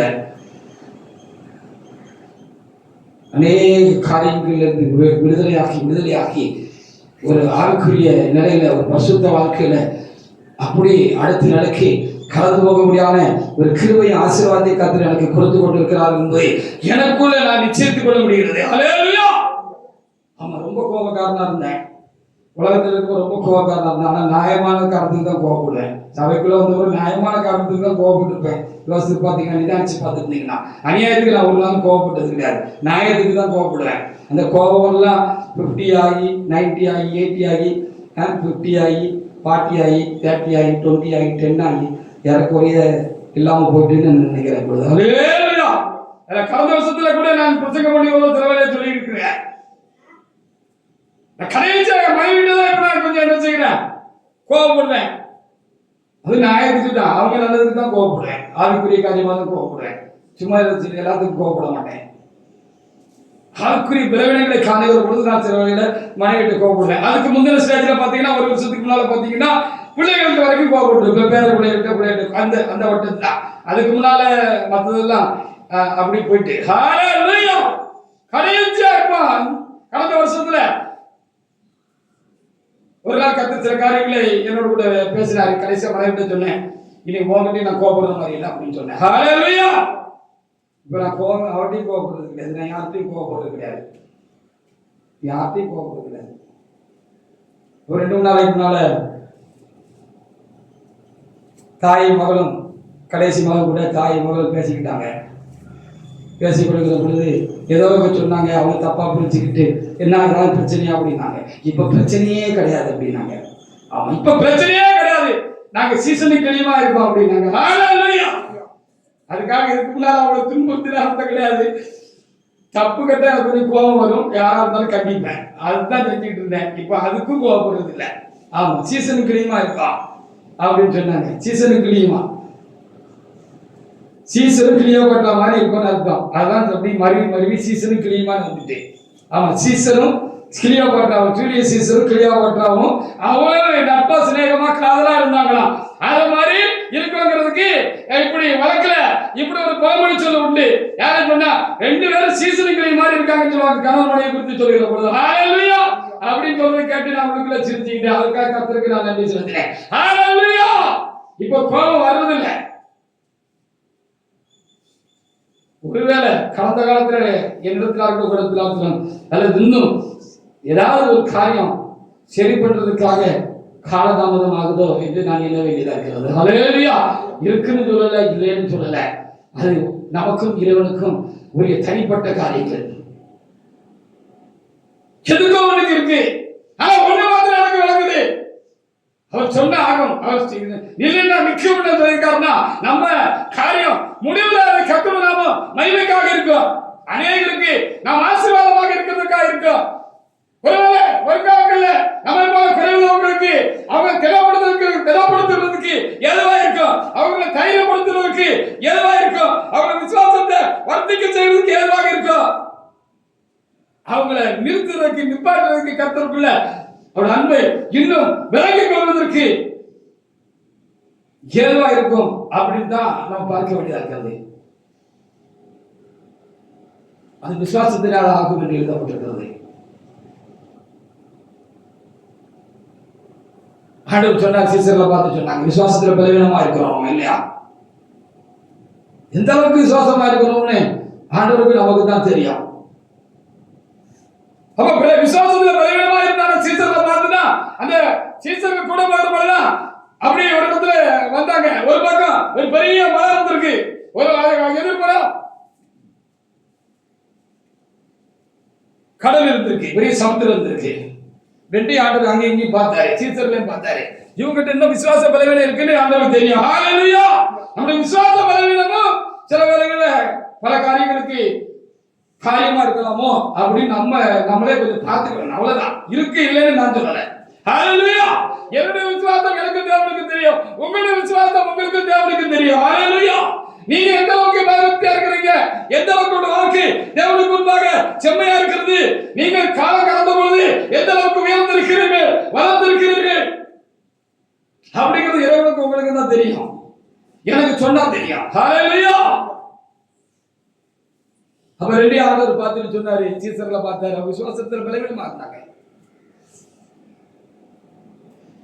இந்த பாக்கியல இந்த மலை ஐயோ அப்பா எவ்வளவு பெருசு, இந்த கடல் பாக்கிய இந்த கடல் சமுத்திரம் அப்படியே அப்பா எவ்வளவு பெருசு, நீ உனக்கு விசுவாசம் இருந்தா இந்த மலையை பார்த்து நீ அப்படியே பெயர்ந்து புடுங்கி அந்த சமுத்திரத்தை தள்ளிட்டு போயிருந்தா அது அதுல போய் விழுந்துரும் அப்படின்னு சொன்னாங்க. அப்ப விசுவாசிக்கிறவனுக்கு கூடும், தேவனால் எல்லாம் கூடும், தேவனுடைய வார்த்தைக்கு வல்லமை உண்டு, எல்லாம் கூடும், விசுவாசிக்கிறவனுக்கு எல்லாம் கூடும் அப்படி சொன்னார். ஹல்லேலூயா. அத மார்க் 23 சொன்னாரு, அந்த தகப்பனை பார்த்து சொன்னாரு. அந்த பிசாசு பிடிச்சிருந்த அந்த பையனோட தகப்பனை பார்த்து சொன்னாரு, விசுவாசித்தால் எல்லாம் கூடும், விசுவாசிகள் எல்லாம் கூடுனாரு. அவர் தம்முடைய விசுவாச பலவீனத்தை அவர் உணர்ந்துகிட்டாரு. ஹல்லேலூயா. நம்மளால முடியல, அது காயா முடியலன்னா சூழ்நிலை காரணம், அதனால முடியல. எல்லாரும் மனதை இறங்கி உலகி நீங்க ஏதாவது செய்யலாம் செய்யலாண்டே அப்படின்னு அவர் கண்ணீரோட தேவனை பார்த்து கேட்டுக்கிட்டாரு. அப்பதான் கர்த்தர் வார்த்தையை சொன்னாரு. அப்போ நம்முடைய விசுவாச பலவீனத்தை அவரு தெரிஞ்சுக்கிட்டாருங்கிறத இவர் புரிஞ்சுக்கிட்டாரு. இந்த வார்த்தையை 29:23 உடனே 24 என்ன சொன்னாருன்னு எழுதப்பட்டிருக்கு. 9:24 வாசிக்க. உடனே பிள்ளையின் தகப்பன் விசுவாசிக்கிறேன் ஆண்டவரே. ஆண்டவரே, என் அவிசுவாசம் நீங்கும்படி உதவி செய்யும் என்று கண்ணீருடைய சத்தமிட்டு சொன்னான். அப்படி சரி, நான் குறையா தான் இருக்கேன்னு எனக்கு தெரியுது. விசுவாசத்துல குறையா இருக்கேன். நான் ஏதோ சில காரியங்கள் நான் குறையா தான் இருக்கேன். சில காரியங்கள் இன்னும் என்னால மாற்றிக்கொள்ள முடியவில்லை, சரி செய்ய முடியவில்லை. அது வெளியே வரணும் தான் நினைக்கிறேன், என்னால முடியல. அது நமக்கு உணர்றோம். அதே ஒரு பெரிய பாக்கியமாக்கும். நான் சரியில்லைன்னு எந்த விஷயத்திலாவது நான் சரியில்லைன்னு நான் உணர்றதே பெரிய பாக்கியம். நான் சரியில்லைன்னு நான் உணர்கிறது ஒரு பெரிய பாக்கியம்னு நீங்க வச்சுக்கோங்க. நீங்க சரியில்லாத காரியங்களை நீங்க உணர்றீங்க. இந்த காரியத்துல நான் சரியில்லை, இப்பவும் சரியில்லாம தான் இருக்கேன், என்னுடைய நிலைமை எனக்கு புரியுது அப்படின்னாலே அது ஒரு பெரிய பாக்கியம்னு நினைச்சுக்கோங்க. நிறைய பேருக்கு தன்னில தெரிகிறது இல்லை, தனக்கு நான் எவ்வளவு குறையா இருக்கிறோங்கிறது, எவ்வளவு பிரவீனமா இருக்கிறோங்கிறது, நாம சரியில்லை இந்த காரியங்கள் எல்லாம்ங்கிறது, நம்ம கிட்ட இந்த மாதிரி கடவுள் சித்தம்ல குணபாவங்கள்லாம் இருக்கு அப்படிங்கிறது தெரியாமலே நிறைய பேர் இருக்கிறாங்க தேவ சமூகத்துல. நமக்கு தெரிஞ்சா அது பெரிய பாக்கியம். அல்லேலூயா. அப்ப தெரிய வருது. அதுக்காக நாம் இந்த தேவ சமூகத்துல 9:24 வாக்கு வேண்டிக் கொண்டா அதையும் சரி பண்ணி நமக்கு சரியாக வேண்டிய காரியத்தை சரியாக்கிடுவாரு. ஹல்லேலூயா. விளங்குதா உங்களுக்கு? ஹல்லேலூயா. முதலாவது வார்த்தை நான் விழித்துக் கொண்ட பொழுது என் உள்ளத்திலே துணித்தது, முதல் வரைக்கும் வந்தது என்று சொன்னேன். பின்பு நான் தேவ சமூகத்துல ஆண்டவர் என்ன சொல்கிறேன் என்று நான் கேட்டு அவர் சமூகத்துல என் இருதயத்தை செலுத்தின பொழுது, எனக்குள்ளாக நான் அவரை நோக்கி பார்க்க ஆரம்பித்த பொழுது என் தேவன் பேசுகிறதை அடுத்து நான் கேட்டேன். நான் சொல்ல ஆகும், நான் கட்டளை நிற்கும் என்று சொல்கிறதை நான் கேட்டேன். ஆனால் இப்படி நான் தேவைப்படவில்லை. நம்முடைய வாழ்க்கையில இருக்கிற பிரச்சனைகள், போராட்டங்கள், விளைவினங்கள், குடும்பங்களில் பிள்ளைகளில் இருக்கிற காரியங்கள் எல்லாம் நம்ம வாழ்க்கையில குறைகளை நீக்குகிறதுக்காக இந்த 2026 கர்த்தர் நம்ம மத்தியிலே கடந்து வந்திருக்கிறார் என்று நான் எண்ணுகிறேன், நம்புகிறேன், விசுவாசிக்கிறேன். அதை நீங்களும் நம்பி விசுவாசித்து உணர்ந்து இந்த கர்த்தரை நோக்கி பார்க்க வேண்டும் என்று சொல்லி இந்த நாளில் கர்த்தர் நமக்கு இப்படிப்பட்ட நல்ல வார்த்தைகளை அருளுகிறார் என்று நாம் அறிந்து கொள்ள வேண்டும், உணர்ந்து கொள்ள வேண்டும். ஹல்லேலூயா. தேவனால் கூடாத காரியம் ஒன்று உண்டா? இல்லை. நம்முடைய காரியங்கள் எல்லாம் அவருக்கு பெரிய பூதகரமான காரியமோ பெரிய சவாலான காரியமோ இல்லை. அது ஆகாததுக்கு ஏதாவது காரியங்கள் இருக்கிறதா அப்படிங்கிறதா நம்ம பார்க்க வேண்டிய காரியமாக. யோசுவா 3:23 பாருங்க. இன்றைக்கு உங்களை பரிசுத்தப்படுத்திக் கொள்ளுங்கள், நாளைக்கு நீங்கள் அற்புதங்களை காண்பீர்கள் என்று வைத்து எழுதப்பட்டிருக்கிறது. எங்கே இடிக்கிறது, எங்கே இடிக்கிறது, எங்கே இடிக்கிறது என்பதை நாம் பார்க்க வேண்டியதா இருக்கலாம். எங்க பிரச்சனை, பிரச்சனையாக இருக்கு, பிரச்சனை மாற மாட்டேங்க. இதுக்கு எங்க பிரச்சனை, எங்க காரியம் இருக்கு, என்ன காரியம் இருக்கு, எங்க இருக்கு, அதை பார்க்க வேண்டியது இருக்கிறதா? இருக்கு இல்லை என்கிறதை நான் முடிவு செய்ய வேண்டியதில்லை. யோசுவா 3:5. யோசுவா ஜனங்களை நோக்கி உங்களை பரிசுத்தம் பண்ணிக்கொள்ளுங்கள், உங்களை இன்றைக்கு பரிசுத்தம் பண்ணிக்கொள்ளுங்கள், நாளை கர்த்தர் உங்கள் நடுவில் அற்புதங்களை செய்வார். ஆமா, அப்போ நடக்க வேண்டியது நடக்கிறதுக்கு இன்னும் நான் ஏற்பட வேண்டியது இருக்கா அப்படின்னு பார்க்கறது தான் காரியமா இருக்கிறது.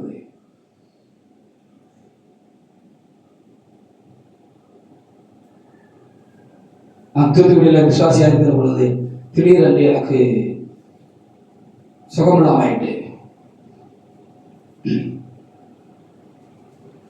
ஒரு காய்ச்சல் வந்துச்சு. அதுக்கு சில மாத்திரைகள் சாப்பிட்டேன். என்ன பிரச்சனைன்னு தெரியாது. காய்ச்சல் போயிடுச்சு. ஆனா திடீர்னு சரீரத்தில் ஒரு விதமான தாக்கம் உண்டாயிட்டு இப்படி திடீர்னு குப்புன்னு வேறது ரொம்ப பிரயோஜனமாயிரும். ஆஸ்பத்திரியில் கொண்டு வீட்டம்மா கூட்டி சேர்த்துட்டாங்க. சில பிள்ளைகள் நண்டு நசுக்கமாக இருந்த காலம். அதை அப்படியே அவமானே அப்படி விட்டாங்க. அங்கே ஆஸ்பத்திரியில் இசிஜி எடுத்து பார்க்காங்க, அதை எடுத்து பார்க்காங்க, எக்ஸ்ரே எடுத்து பார்த்தாங்க, மாத்திரை மருந்தை மாற்றி மாற்றி கொடுத்து பார்த்தாங்க, ஒன்றும் தீரல. ஒரு 4-5 பேர் இருக்கிற ஒரு பொது வார்டில் இருந்தோம். ஒரு பிரைவேட் ஆஸ்பத்திரி தான், ஆனால் 4-5 பேர் இருக்கிற ஒரு பொது வார்டு. ஒரு 5-6 பேர் 7-8 பேர் இருப்பாங்க, 10 பேர்கிட்ட இருந்திருப்பாங்க. ஒரு பொது வார்டில் உட்கார்ந்துருந்தேன். சுற்றி எல்லாம் மற்ற நோயாளிகள்லாம் இருந்தாங்க. கடைசியில் டாக்டர் வந்து பார்த்துட்டு, தம்பி உங்களுக்கு என்ன பிரச்சனைன்னு ஒன்றும் கண்டுபிடிக்க முடியல தம்பி அப்படின்னு, சரி மருந்தை மாத்திரையை மாற்றி பார்க்கேன் அப்படின்னு மாத்திரை மருந்து எழுதிட்டு போயிட்டாரு. கையில் நாங்கள் பெரிய ஒரு வேலையிலே அப்படிலாம் நாங்கள் அந்த காலத்தில் ஒரு சின்ன வேலையில் தான் அந்த காலத்தில் இருந்தேன். அப்போ மனைவி அப்படி ஏற்று பார்த்தா கடைசியாக இருந்த பணமும் செலவழிச்சு போயிட்டு என்ன செய்யணும்னு தெரியல. அப்போ மருந்து வாங்கணும். அப்போ நான் சொந்தக்காரர்கிட்ட போய் நான் கேட்டுட்டு வரேன்னு சொல்லிட்டு அவங்களும் போயிட்டாங்க. இதெல்லாம் சொல்லிட்டு போன உடனே என்னுடைய மனம் ரொம்ப பாதிக்கப்பட்டுட்டு,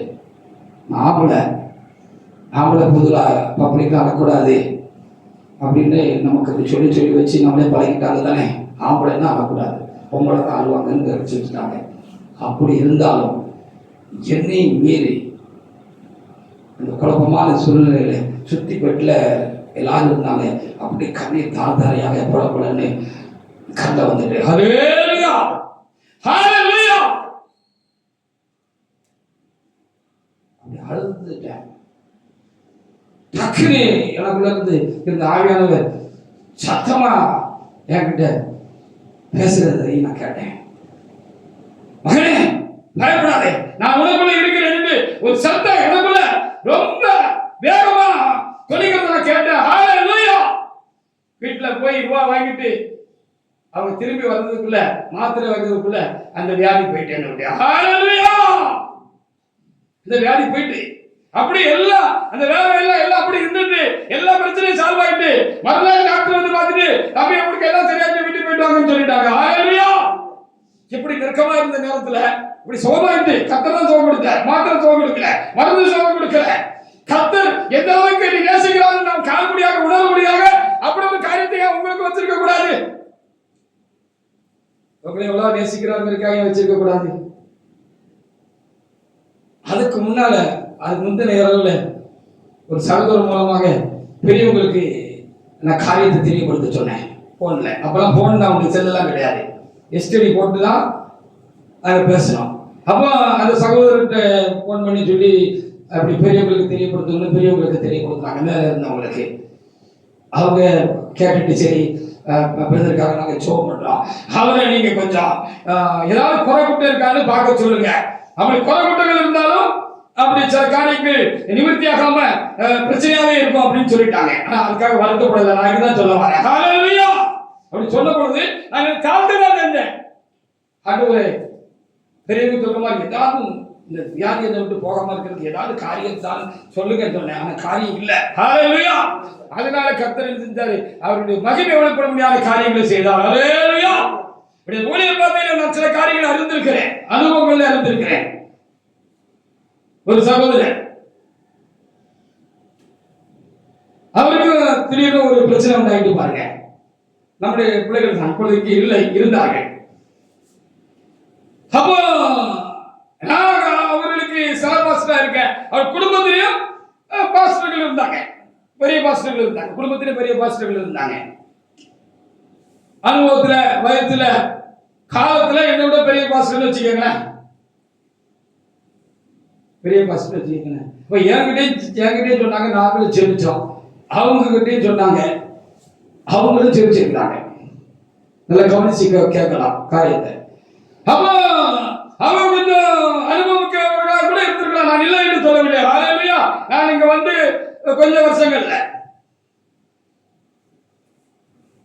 அப்போ அவங்களுக்கு என்ன பொசிஷன் பண்ணிருக்காங்க, அவங்க வேதத்துல சில காரியங்கள் அறிஞ்சிருந்திருக்கிறாங்க. அந்த நேரத்துல கூடுதலா கூட அறிஞ்சிருந்திருப்பாங்க, இல்லை சொல்லல. அவங்க வேதத்துல இருக்கிறபடி அவருடைய வலது காது மடல்ல வலது பெருவிரல்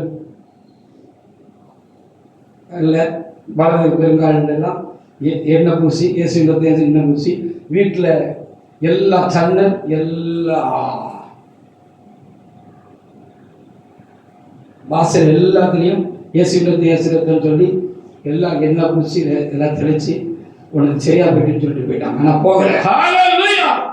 அவங்க சரியில்லை, நான் சரியில்லைன்னு நான் சொல்ல வரல. அங்க நடந்த சம்பவம் அனுபவம், என்னோட ஊழியர் பாதையில அனுபவம். அப்போ அந்த பிரச்சனை போகல, போயிட்டு சொல்லிட்டு போனாங்க. நானும் ஜெபம் பண்ணேன், அது போகல. நானும் ஜெபம் பண்ண போகல. அப்போ கொண்டு போய் ஆஸ்பத்திரியில் சேர்க்கணுங்கிற மாதிரி பிரச்சனை கூட அவருக்கு நான் ஆஸ்பத்திரிக்கு அலைஞ்சிக்கிட்டு இருந்தேன். எப்படி உங்களுக்கு அடைஞ்சனோ அதே மாதிரி எல்லா காலங்களையும் எல்லாரும் துன்பத்தையும் என் மேல தூக்கி போட்டுட்டு நான் எல்லாருக்கும் சேவை தான் செஞ்சிருக்கிறேன். சேவகனாகத்தான் இருந்திருக்கிறேன். ஒரு கடையனாக, ஒரு ஊழியக்காரனாகத்தான் எல்லா காலங்களிலும் இருந்திருக்கிறேன். ஹல்லேலூயா. ஆமா, கடையனாக ஒரு ஊழியக்காரனாக இருந்திருக்கேன். எனக்கு வந்த மாதிரி அங்கிருந்து திருவனந்தபுரத்துல ஒரு முக்கியமான பெரிய ஆஸ்பத்திரிகள் அவர் கூட நான் போய் அலைஞ்சி வாங்கி எல்லாம் செஞ்சுக்கிட்டு இருந்தேன். அப்படி நான் செஞ்சுட்டு ஜெபமனுகிற பொழுது கர்த்தர் திடீர்னு ஒரு நாள் பேசினார். சில காரியங்களை அவன் சரி செய்ய வேண்டியிருக்கு, சரி செஞ்சாதான் அது போகும் என்று சொல்லிட்டார். இப்படியே சொன்னார். கர்த்தர்கிட்ட பேசுறாங்க, சில காரியங்கள் அவன் சரி செய்ய வேண்டியிருக்கு, அதை சரி செஞ்சா அது போயிடும் அப்படின்னு சொன்னார்.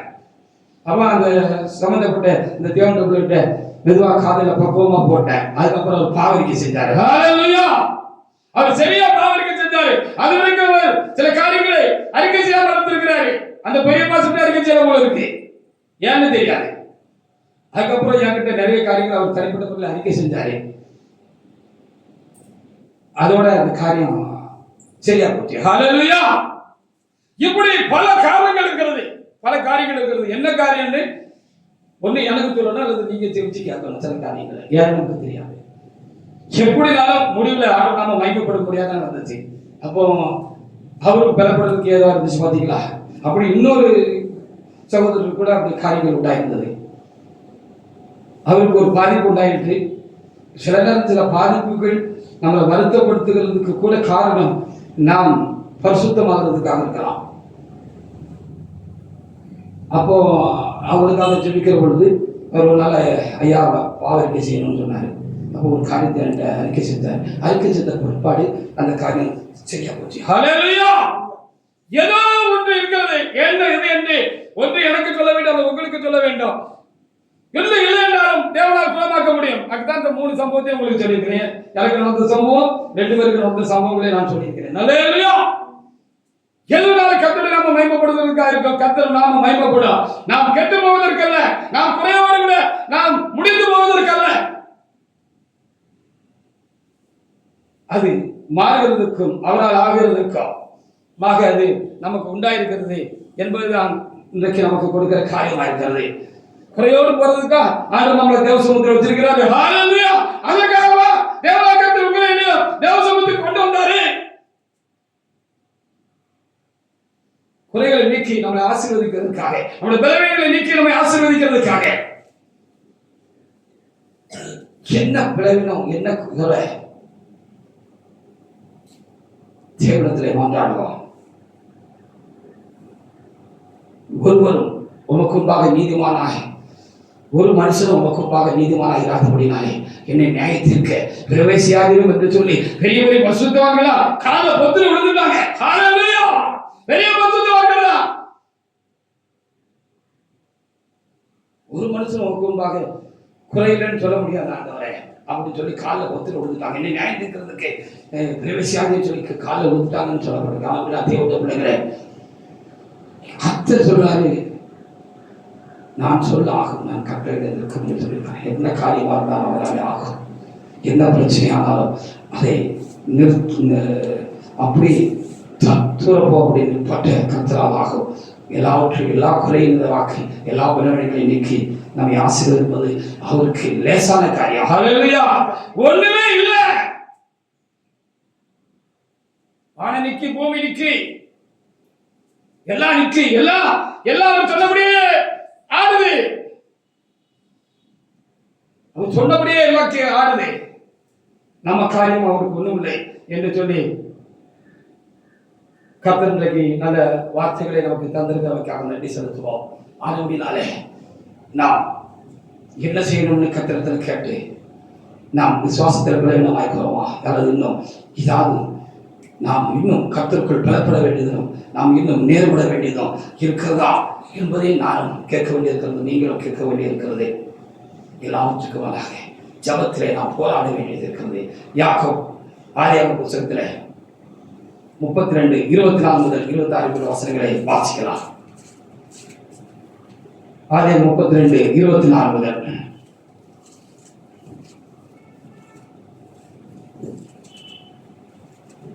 யாக்கோபு பிரிந்து தனித்திருந்தார். அவருக்கு பெரிய பிரச்சனை வந்துட்டு இப்போ சம்பாத்தியம் பண்ணதெல்லாம் இழந்து போக வேண்டிய ஒரு காலகட்டம் வந்துட்டு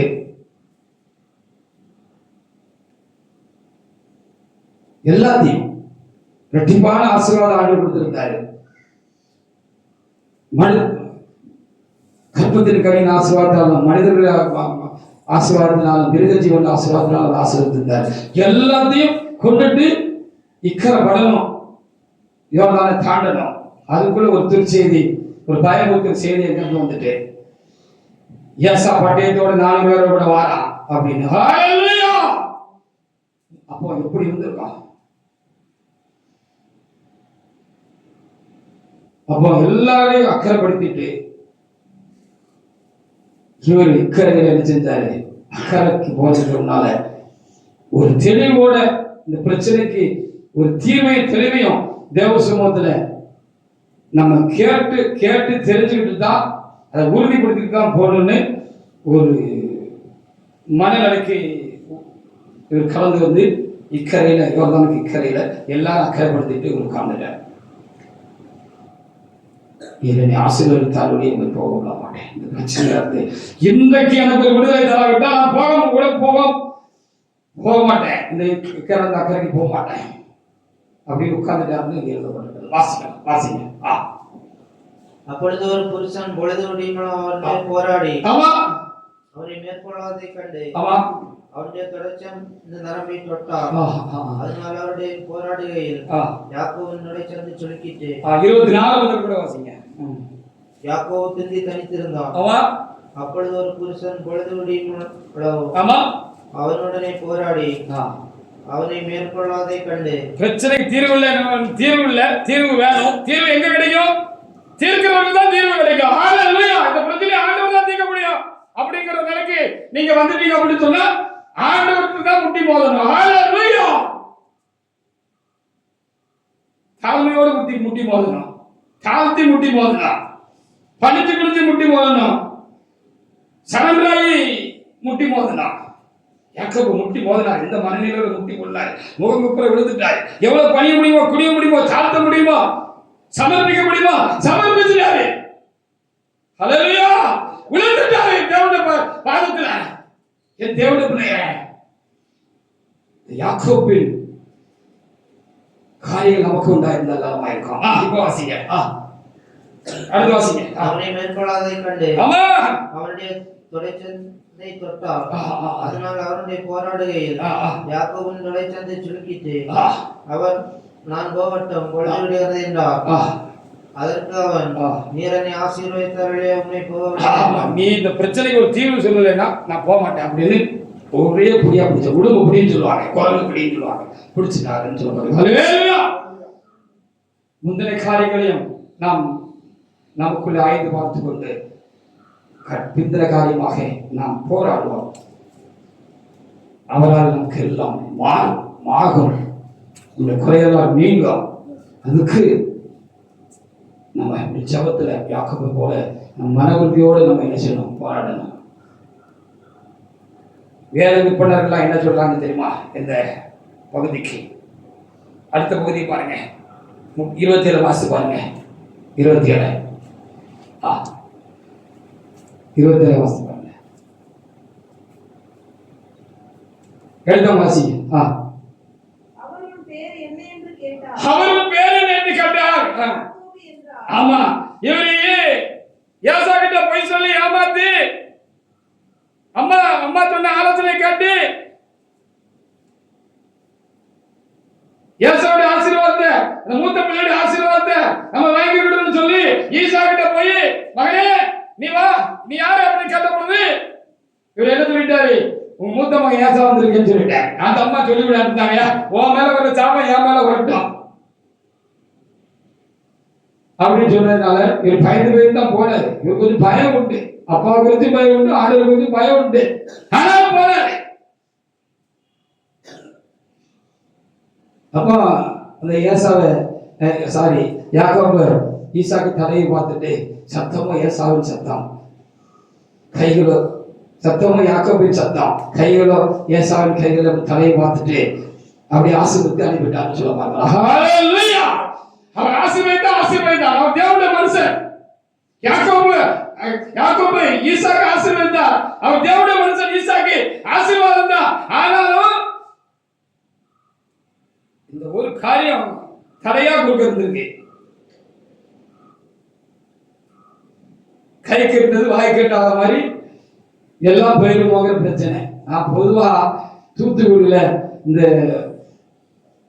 கடற்கரையில நான் கொஞ்சம் வேலை செஞ்சிருக்கேன். மீன் பிடிக்க போயிருக்கேன், வட்டம் கூடியிருக்கேன், மீனியாலம் குறிக்க இப்படிப்பட்ட காரியங்களாம் செஞ்சிருக்கிறதுனால அந்த மக்களுடைய வழக்கு சூழலெல்லாம்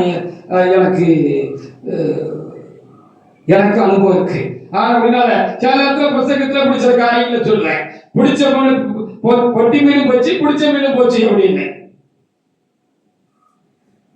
இதை சீரியஸா நீங்க எடுத்துக்கிட்டீங்கன்னா நான் என்ன செய்யட்டும்?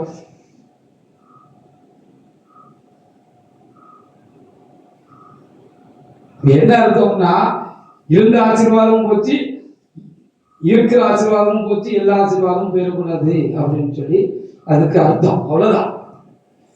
அதுக்கு அப்ப அப்படிதான் இங்க யாக்கோபு கேட்டாரு, உன் பேர் என்ன ஏன் தெரியாதா ஆண்டவருக்கு? அவன் பேர் யாக்கோபு தெரியாதா? அங்க ஒரு மிஸ்யூஸ் பண்ணியிருந்தார் அவரு. அந்த மிஸ்யூஸ் ஆண்டவர் தலையா இருந்திருக்கு. அந்த கோபத்துலதான் ஏசாங்க இருந்து இவனை சோழி முடிச்சிடணும் அப்படின்னு 400 பேர் வந்துட்டு இருக்காரு. அந்த பகை ஏசா இடத்துல இருக்குன்னு தெரிஞ்சிச்சு. உன் பேர் என்ன சரண்டர் ஆயிட்டாரு. அவருக்கு ஆண்டவருக்கு தான் தெரிஞ்சிருக்கோம். ஓ, அந்த காரியத்தை கத்த ஞாபகப்படுத்துறாரு. தெரிஞ்ச உடனே அவர் அப்படியே சரண்டர் ஆயிட்டாரு. ஹalleluya! என் பேர் யாக்கோபு தான்ப்பா, யாசா இல்ல. அப்படி கொஞ்சம் பொறுத்து திருப்பணுமா இருக்கும். சில காரியங்களுக்கு நம்ம அவசரத்தினால சில காரியங்களை நம்ம தீவிரமா சுதந்திரித்துக் கொள்ளணும்னு நினைக்கும் போது ஏதாவது தப்பு கட்டாயம் நடந்துரும். ஹalleluya! அந்த மாதிரி போராடி ஜெபிப்போம். போராடுகிற பொழுதே நம்முடைய விசுவாசம் எந்த அளவுக்கு இருக்கிறது என்பதையும், நம்முடைய ஜீவியம் கர்த்தருக்குள்ளாக எப்படி இருக்கிறது என்பதையும் நாம் ஒரு பக்கத்துல நாம் பார்த்து ஏதாவது காரியம் இருந்தால் சரி செய்வோம். இருக்குன்னு சொல்லலை, இருந்தா சரி செய்து கொள்வோம். ஹல்லேலூயா! எனக்கு சொன்னாங்க பெரியவங்க, எனக்கு இருந்தா நான் தாழ்த்தினான்.